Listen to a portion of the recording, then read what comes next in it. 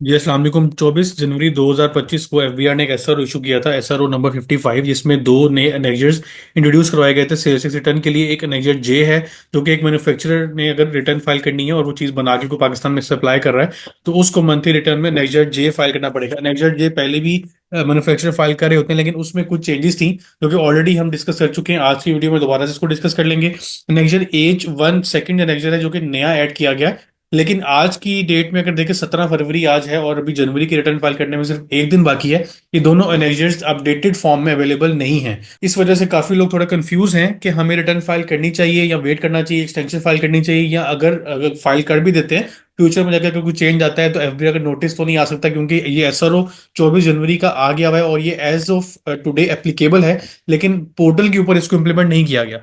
Previously भी ऐसा होता हुआ आया है कि एफबीआई डॉक्यूमेंट इशू कर देता है, लेकिन आईआरएस के ऊपर चेंज इंप्लीमेंट काफी देर बाद जाके होता है। नेशनल सेल्स रिटर्न उसकी एक सबसे बड़ी एग्जांपल है कि नेशनल सेल्स रिटर्न आज से 2-3 साल पहले कहा गया था कि तमाम प्रोविंसेस एक ही पोर्टल के ऊपर रिटर्न फाइल कर रहे होंगे और तमाम कलेक्शन एक ही पोर्टल के थ्रू सारी फाइलिंग हो रही होगी और वहीं से प्रोविंशियल लेवल के ऊपर डिस्ट्रीब्यूशन होगी। लेकिन आज की डेट तक उस पोर्टल के ऊपर अभी तक सारे प्रोविंसेस इकट्ठी रिटर्न फाइल नहीं कर सकते।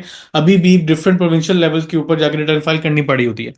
सबसे पहले हम ये डिस्कस कर लेते हैं कि ये जो दो एनेक्जर्स हैं जिनके बारे में ये एसआर इशू किया गया, इसमें क्या कहा गया था। एनेक्जर जे बेसिकली अप्लाई होता है ऑन मैन्युफैक्चरर कि अगर आप कोई चीज बना के बेच रहे हैं तो आपने एनेक्जर जे फाइल करना है।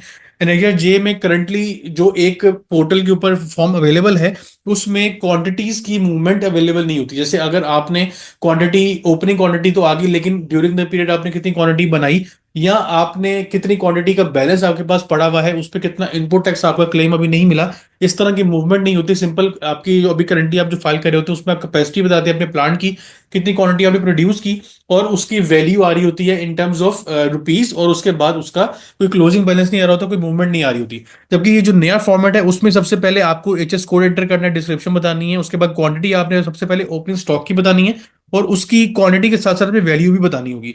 उसके बाद जो आपने क्वांटिटी प्रोड्यूस की, जो आपने नई आइटम्स प्रोड्यूस की ड्यूरिंग द पीरियड, आपके जो रॉ मटेरियल से निकल के फिनिश गुड का पार्ट बने, वो आइटम्स की आपने क्वांटिटी बतानी है और उसकी वैल्यू बतानी है।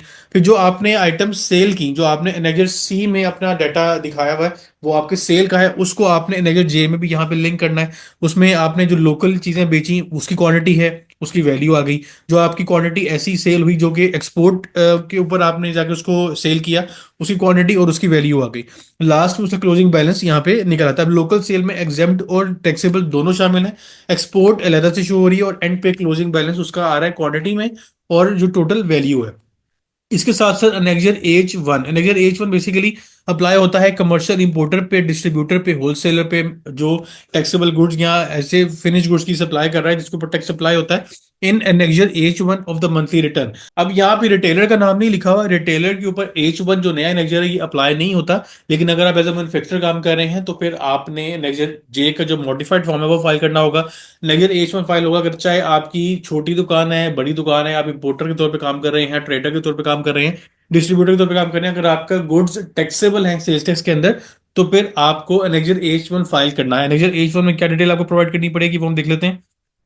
सबसे पहले आपको आइटम की डिटेल देनी है। उसके बाद आपने जो स्टॉक आपके पास अवेलेबल है उसका आपने ओपनिंग बैलेंस बताना है कि इस महीने के शुरू में कितना उसका बैलेंस था in terms of quantity, in terms of value. उसके बाद आपने मजदीद कितना स्टॉक परचेज किया या आपने इंपोर्ट किया।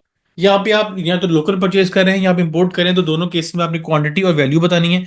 जो आपने लोकल चीजें बेची उनकी क्वांटिटी वैल्यू है, एग्जाम सप्लाई की क्वांटिटी वैल्यू है, डोमेस्टिक जो आपकी जीरो रेटेड या एक्सपोर्ट्स वगैरह हैं उसकी आपकी क्वांटिटी और वैल्यू, लास्ट में आपका क्लोजिंग बैलेंस निकल आता है। अभी जो आप मैनेजर एज फाइल कर रहे हैं वो आपका बेसिकली एक स्टॉक स्टेटमेंट होती है टू क्लेम रिफंड। अगर आप रिफंड क्लेम करना होता है तो आप एनेक्जर एज फाइल कर रहे होते हैं, उसमें भी यही मूवमेंट होती है लेकिन थोड़ा सा फॉर्मेट उसका डिफरेंट है। जो नया एनेक्जर H1 इसलिए इंप्लीमेंट किया गया कि ट्रांसपेरेंसी देखने को मिले कि एफबीआर अगर ये चेक करना चाह रहा है कि एक बंदे ने कितनी परचेजेस की, कितनी उसने सेल की और उसका ओपनिंग क्लोजिंग स्टॉक कितना था, उसका एक एनालिसिस करेगा। उसके बाद वो देखेगा कि अब क्या जितनी क्वांटिटी ये बेच रहा है उतनी वो बना रहा है या उतनी वो खरीद रहा है। ऐसे तो नहीं कि फेक इनवॉइसेस जनरेट हो रही हैं और सिर्फ इनपुट टैक्स क्लेम होता जा रहा है, आगे सप्लाई जनरेट नहीं हो रही। तो ये सारी चीजें हमने लास्ट वीडियो में ऑलरेडी डिस्कस कर ली थी, लेकिन अभी तक ये फॉर्म अवेलेबल नहीं हुआ पोर्टल के ऊपर। तो क्वेश्चन ये अराइज होता है कि आपको सेल्स रिटर्न अपनी फाइल करनी चाहिए क्योंकि कल लास्ट डेट है। उसका सिंपल आंसर ये है कि आपको अपनी रिटर्न लेट नहीं करनी चाहिए, क्योंकि अब ये एफबीआर की तरफ है कि उसने पोर्टल को अपडेट नहीं किया।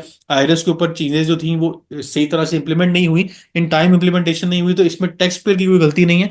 टैक्स पेयर के पास जो एक टाइमलाइन डिफाइंड है, उसने उसी में रह के अपनी रिटर्न फाइल करनी है।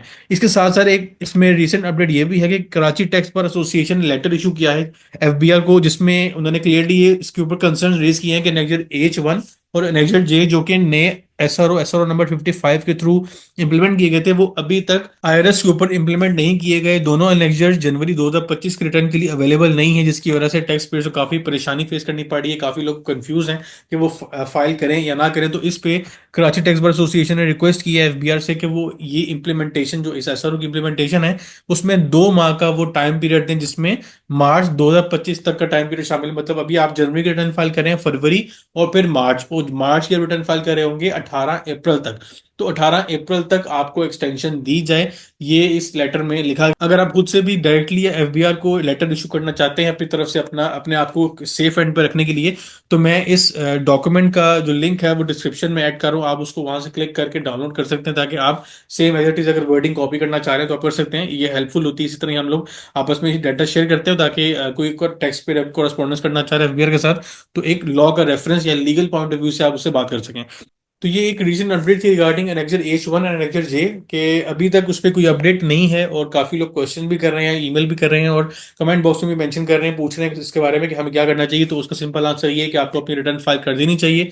अगर आप after due date return file कर रहे होगे तो वो फिर उस केस में आपको नॉन कंप्लायंस की नोटिस आ सकता है। लेकिन अगर आप विदाउट दीज टू मेजर्स पुराने फॉर्मेट पे रिटर्न फाइल कर देंगे विद इन ड्यू डेट, तो फिर उस केस में कोई आपको पेनल्टी या नॉन कंप्लायंस की नोटिस नहीं आएगा।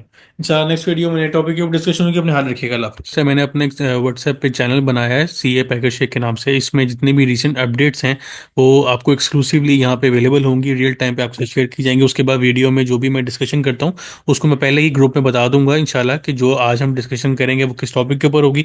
उसके अलावा जो भी नई अपडेट्स आएंगी वो इस चैनल के ऊपर आपको उसके लिंक्स या डॉक्यूमेंट्स आपको अवेलेबल होंगे। तो आपसे रिक्वेस्ट है, मैंने लिंक इस चैनल का डिस्क्रिप्शन में ऐड कर दिया, आप उसको जाकर फॉलो करें ताकि आप रिसेंट अपडेट्स के साथ इन टाइम अपडेटेड रहें।